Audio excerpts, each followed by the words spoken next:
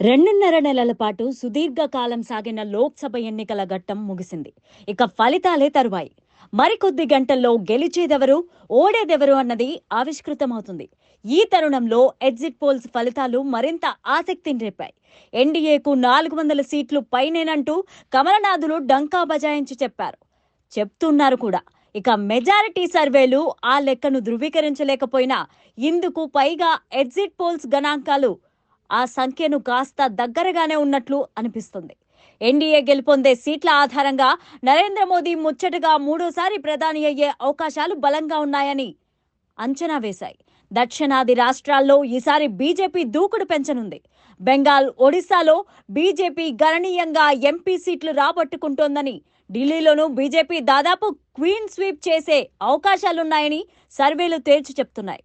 అయితే పోలింగ్ అయ్యాక ఎవరు ఎన్ని సీట్లు గెలుస్తారు, ఎవరికి అధికారం వస్తుంది, ఎవరు అధికారం నుంచి దిగుతారు అంటూ అందరూ ఉత్కంఠగా ఎదురుచూస్తున్నారు. కానీ మోదీ ముఖంలో మాత్రం ఎలాంటి నిరాశ, భయం కనిపించడం లేదు. గెలుపు ధీమాతోనే ముందుకెళ్తున్నారు. అది అప్పటికప్పుడు వచ్చిన ధైర్యం కాదు. సరిగ్గా 4 నెలల క్రితం పార్లమెంటు సమావేశాల్లో ఏం చెప్పారో అదే నిజమవుతోందనే నమ్మకం. వచ్చే లోక్సభ ఎన్నికల్లో బీజేపీ సొంతంగా 370 సీట్లను ఖచ్చితంగా గెలుస్తుందని, ఎన్డీఏ కూటమి 400కు పైగా సీట్లను సాధిస్తుందని ప్రధానమంత్రి నరేంద్ర మోదీ ధీమా వ్యక్తం చేశారు. అయితే సరిగ్గా అనుకున్న టార్గెట్ ను ఇప్పుడు ఆయన రీచ్ అవుతున్నట్టు అనిపిస్తోంది. 6 ఎగ్జిట్ పోల్స్ మొత్తంగా ఎన్డీఏకు 355 సీట్లు రావచ్చనే అంచనా వేశాయి. ఇండియా కూటమి 148 సీట్లు గెలుచుకుంటుందని, బీజేపీ సొంతంగా 327 సీట్లు గెలుచుకుంటుందని తెలిపాయి. ఎన్డీఏకు గరిష్టంగా 365 నుంచి 392 సీట్ల వరకు రావచ్చనే జన్ కీ బాత్ ఎగ్జిట్ పోల్ తెలిపింది. విపక్ష కూటమికి 141 నుంచి 161 సీట్లు రాబడుతుందనే జోస్యం చెప్పింది. ఇండియా న్యూస్ డి డైనమిక్స్ అంచనా ప్రకారం ఎన్డీఏ 371 సీట్లు, ఇండియా కూటమికి 125 సీట్లు గెలుచుకుంటుందని అంచనా వేసింది. ఎన్డీఏకు వచ్చే సీట్లు 281 నుంచి 350 వరకు ఉంటాయని, ఇండియా కూటమికి 145 నుంచి 201 సీట్లు రావచ్చని మరో సర్వే తేల్చి చెప్పింది. ఇలా దాదాపు అన్ని ఎగ్జిట్ పోల్స్ దక్షిణాదిలోనూ, బెంగాల్లోనూ ఎన్డీఏ మరింత మెరుగుపడినట్టు ఏకగ్రీవంగా తేల్చి చెప్పాయి. అంటే మూడోసారి మోదీ మానియా ఉంటుందని స్పష్టం చేశాయి. ప్రధాని నరేంద్ర మోదీ ఒక సామాన్య కార్యకర్త నుండి భారతదేశానికి ప్రధానమంత్రిగా ఎదిగిన నేత. ఇప్పటికే 2 సార్లు భారతదేశ ప్రజల హృదయాలను కొల్లగొట్టి తన పార్టీ అధికారంలోకి తీసుకొచ్చిన నేత. ఇక ముచ్చటగా మూడోసారి కూడా తన పార్టీని అధికారంలోకి తీసుకురావాలని ప్రయత్నిస్తున్నారు ప్రధాని నరేంద్ర మోదీ. ఇప్పటికే దాదాపు అన్ని సర్వేలు ప్రధాని నరేంద్ర మోదీని మూడోసారి భారతదేశ పాలనా పగ్గాలు చేపట్టబోతున్నారని చెబుతున్నాయి. మరి దీనంతటికీ కారణం ఏంటంటే టక్కున చెప్పే సమాధానం నరేంద్ర మోదీ. 2014 నుంచి బీజేపీ రాజకీయం మారిపోయింది. బీజేపీ అంటే టక్కున గుర్తొచ్చే పేరు మోదీ అనేట్టుగా పరిస్థితి మారిపోయింది. ఆయన గ్రామరే పార్టీకి ఆయుపట్టయిపోయింది.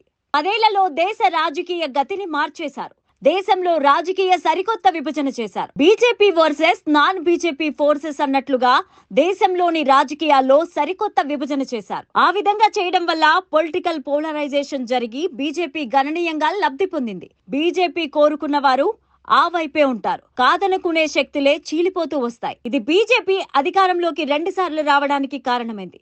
ముచ్చటగా మూడోసారి బీజేపీ అధికారం దక్కించుకునేందుకు పట్టుదలగా పనిచేస్తున్న వేళ బీజేపీ ఆయువు పట్టుకునే దెబ్బ కొట్టే విధంగా విపక్ష శిబిరం అతిపెద్ద ప్రచారం స్టార్ట్ అయింది. మోదీకి ఈసారి ఓటేస్తే 5 ఏళ్ల పాటు ఆయన ప్రధానిగా ఉండరు అంటూ ఇండియా కూటమి నుంచి వచ్చిన ప్రచారం బీజేపీని ఉక్కిరిబిక్కిరి చేసింది. 1 కాదు 2 కాదు అనే విమర్శనాస్త్రాలు బీజేపీకి గుచ్చారు విపక్షాలు. కానీ వాటిని సమర్థవంతంగా తిప్పికొట్టడంలో మోదీ విజయం సాధించారు. ఎక్కడికక్కడ తన స్ట్రాటజీని అమలు చేస్తూ ముందుకెళ్లారు. మళ్ళీ నేనే ప్రధాని, నాకు లేరు ఎవరు సాటి అంటూ చెప్పిన మాట నిలబెట్టుకునే వరకు వచ్చారు. అఖండ భారతదేశానికి 3 సార్లు ఒకే వ్యక్తి ప్రధానిగా చేయడం చాలా అరుదు. నెహ్రూ, ఇందిరాగాంధీ తర్వాత ఆ స్థానాన్ని మోదీయే దక్కించుకున్నారు. దేశానికి స్వాతంత్రం వచ్చిన 1947 ఆగస్టు 15 నుండి 1964 మే 27 వరకు భారత్ కు తొలి ప్రధానిగా ఉన్నారు జవహర్లాల్ నెహ్రూ. అత్యధిక కాలం అంటే 16 ఏళ్ల 9 నెలలు 14 రోజులు ప్రధానిగా కొనసాగారు. 1952, 1957, 1962లో నెహ్రూ 3 సార్లు ప్రధానమంత్రిగా ప్రమాణ స్వీకారం చేశారు. నాన్న బాటలో కూతురు స్వాతంత్ర భారత చరిత్రలో తొలి మహిళ, ఇప్పటి వరకు ఏకైక మహిళా ప్రధాని ఇందిరాగాంధీ. లాల్ బహదూర్ శాస్త్రి మరణంతో ఇందిరా 1966లో తొలిసారి ప్రధానిగా ప్రమాణ స్వీకారం చేశారు. 1967లో రెండోసారి, 1971లో మూడోసారి దేశ అత్యున్నత పదవిని అలంకరించారు.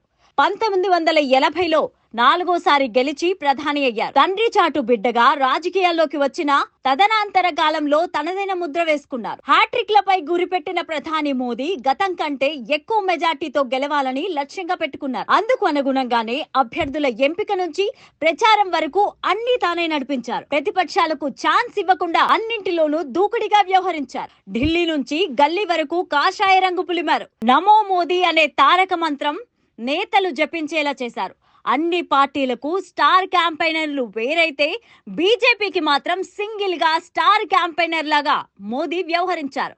సింగిల్ స్టార్ క్యాంపెయిన్ లా మోదీ వ్యవహరించారు.